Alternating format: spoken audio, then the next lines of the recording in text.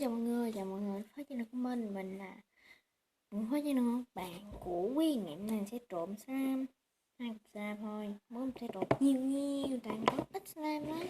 Giờ sẽ vô cục đầu tiên là cục màu vàng,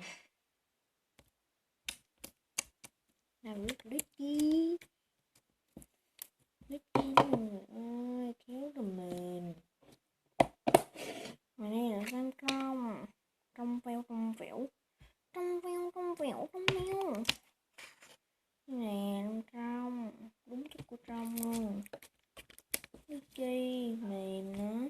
Thôi rồi thấy trộn hai cục xanh lại rồi cắt dài ra như thế này và trộn lại. Nó cũng rất là nhàn thôi, nếu video này ngắn á mình sẽ để phần mô tả sang lại. Vào ngày mai mình sẽ có cái gì đây, nó màu vàng. Rồi